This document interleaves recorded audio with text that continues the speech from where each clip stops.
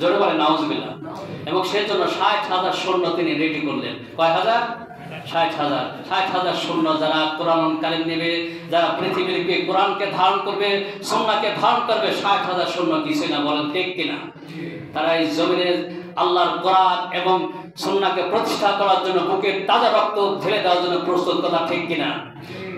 আল্লাহ রাব্বুল আলামিন সেই অত্যাচারী আবরাহকে ৬০,০০০ সৈন্য আর ১৩টি আপনার হাতি বাহিনী এরকম প্রস্তুত দেখলেন।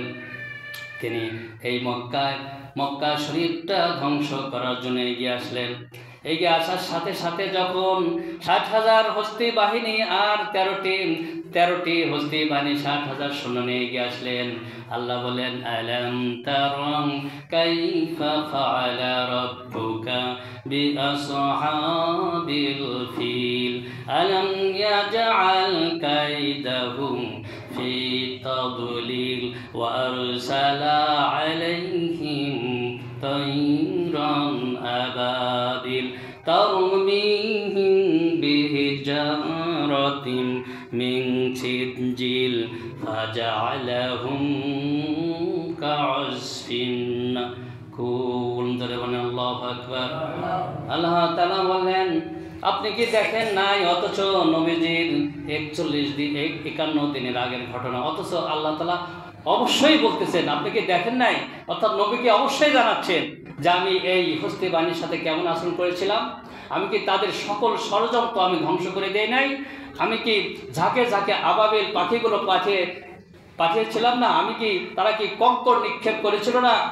অবশ্যই সেই এমনি করে ৬০,০০০ বাহিনী যখন আপনার মক্কা দখল করার জন্য আসলো, আল্লাহ রাব্বুল আলামিন ঝাঁকে ঝাঁকে পাখিগুলো পাঠিয়ে দিলেন। পাখি পাঠানো হলো, আল্লাহ তাআলা পাখির পায়ে কঙ্করগুলো নিক্ষেপ করে দিলেন। কঙ্করগুলো নিক্ষেপ করার পর দেখা গেল একজন, ওই যে আবার বসাও কাশু, আবার একজনের যে কঙ্কর মারে আর একজনের গায়ে পড়ে, তারা একে অপর গায়ে পড়ে যায় আর একজনের গায়ে পড়ে, নিজেরাই ধ্বংস হয়ে গেল, কথা ঠিক কিনা? ইবনে কাসিরের ভিতরে এই ঘটনাগুলো আছে, আপনারা দেখবেন। এরপরে সৈন্যগুলো ধ্বংস হয়ে গেল। তারপরে আপনি আবার যখন আব্রাহা আসলো, সে মনে করছে আমি খুব পারি। এরপর আল্লাহ রাব্বুল আলামিন স্পেশাল পাখি দিয়ে আরেকটি কঙ্কর নিক্ষেপ করে দিলেন, তার গায়ে লাগলো এবং সেই জমিন থেকে তিনি ধ্বংস হয়ে গেলেন, কথা ঠিক কিনা? এমনি করে পৃথিবীর বুকে যারা এই কোরআনকে নস্যাৎ করার জন্য এসেছেন, তারা এই পৃথিবীর বুকে ধ্বংস হয়ে গেছেন। সুতরাং আমাদের জীবন বিধান কি? আল কোরআন। আল্লাহ রাব্বুল আলামিন দার্থহীনভাবে বলেছেন কি, ইয়া আইয়ুহান নাসু ক্বাদ জাআকুম বুরহানুম মিন রাব্বিকুম ওয়া আনজালনা ইলাইকুম নূরুম মুবিন। তোমাদেরকে মানুষ, তোমাদেরকে আমি নেতা বানিয়ে দিলাম, আমার রাসূল আমার তরফ থেকে নবী করিম সাল্লাল্লাহু আলাইহি ওয়াসাল্লামকে, আর তোমাদের কাছে আমি আল কোরআন দিলাম। সুতরাং আল কোরআন হলো তোমাদের গাইডলাইন, কথা ঠিক কিনা? এই গাইডলাইন পেয়ে আল্লাহর নবী হুজুর করিম সাল্লাল্লাহু আলাইহি সাল্লাম মক্কার জমিনে অনেক প্রিয় ছিল কিনা বলেন? অনেক প্রিয় ছিল। তিনি তার রীতি অনুযায়ী একটি পাহাড়ের পাদদেশে গেলেন। পাদদেশে যায় তিনি তার উম্মতদেরকে বলেন, জাতিকে বললেন, আমি যদি বলি যে এই পাহাড়ের ওই পাশে অনেক শত্রু, তোমরা কি বিশ্বাস করবে?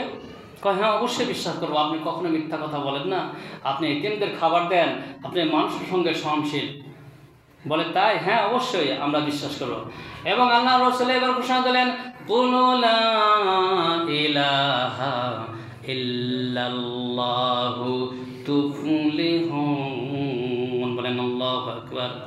আল্লাহ রাব্বুল আলামিন আল্লাহর তরফ থেকে আদেশ পেয়ে ঘোষণা দিলেন, তোমরা বলো জমিনে আল্লাহ ছাড়া কোনো আইনদাতা নাই, আল্লাহ ছাড়া কোনো বিধানদাতা নাই, আল্লাহ ছাড়া কোনো ইলাহ নাই। জমিন যার, জোরে বলেন, আইন চলবে চার। আল্লাহ রাসূল এই অ্যানাউন্সমেন্ট ঘোষণা করে দিলেন। মক্কার জমিনের সেই কাফিররা, সেই মুশরিকরা সেদিনকে ঠিক রেখেছিল, সেদিনকার ঠিক থেকেছিল, কখনো তারা ঠিক থাকে নাই। তখন আল্লাহ নবীর বিরুদ্ধে তখন ঝাঁপিয়ে বলেন আল্লাহু আকবার। আল্লাহ রাব্বুল আলামিন ওই যে ঘোষণা করে দিলেন, ওয়া মাকারুল্লাহ ওয়াল্লাহু খায়রুল মাকিরিন। বলেন আল্লাহু আকবার। আল্লাহ কয় ওদেরকে আগাইতে দে, আমি ready, I am great ready to explore that, destroy that, আমি তাদেরকে ধ্বংস করার জন্য আমি রেডি আছি। এরপরে আবু লাহাব তিনি তাব্বা লাগাইয়া মুহাম্মদ আলী হাজা দাওয়াতিন আবু লাহাব বলল, হে মুহাম্মদ, তুমি আমাদেরকে ডাকলে এই পাহাড়ে পাদদেশে, এটাই কি ঘোষণার জন্য? নবী আমার বললেন, হ্যাঁ হ্যাঁ, ও মানুষ ও জাতি, তোমরা জেনে রেখে দাও, জমিন আল্লাহর, পৃথিবী আল্লাহর, জীবন আল্লাহর, সুতরাং তোমরা সবাই বলো কুলু লা ইলাহা ইল্লাল্লাহু মুহাম্মাদুর রাসূলুল্লাহ। আল্লাহ নবী পৃথিবীতে এসেছিলেন শান্তি করার জন্য, এই জমিনে সুদমুক্ত অর্থনৈতিক প্রতিষ্ঠার জন্য, এই জমিনে ধনী দরিদ্রকে বৈষম্য দূর করার জন্য, বৈষম্যহীন একটি সমাজ গড়ার চেষ্টা তৈরি করেছিলেন কে? আল্লাহ। সুতরাং এই বৈষম্য কথাটা কোথা থেকে এসেছে? আল্লাহর নবীর যুগ থেকে এসেছে। বৈষম্যহীন একটা সুন্দর সমাজ কি, এবং সেটা কীতে করার জন্য? আল কোরআন দিয়ে এই জমিনে সেইটা সমাজটা আল্লাহর নবী গঠন করার জন্য বলেছেন। এরপরে ঘোষণা করার সাথে সাথে আবু লাহাব শত্রু বাহিনী লেলিয়ে দিলেন। ইয়াবিল, আসলাম, আদিল নামক 3 জন শত্রু নবীকে ধ্বংস করার জন্য, তখন কাফেররা ধ্বংস করার জন্য তায়েফের ময়দানে পাঠিয়ে দিলেন। লম্বা চড়া ঘটনা। নবীজি রক্তাক্ত হলেন। রক্তাক্ত হওয়ার উপরে উতবা সাইবার বাগান দিয়ে যাচ্ছিলেন। নবী আমার যায়েদ ইবনে হারেস তার সকল সঙ্গী ছিলেন। নবীজি সেখানে বসে পড়লেন।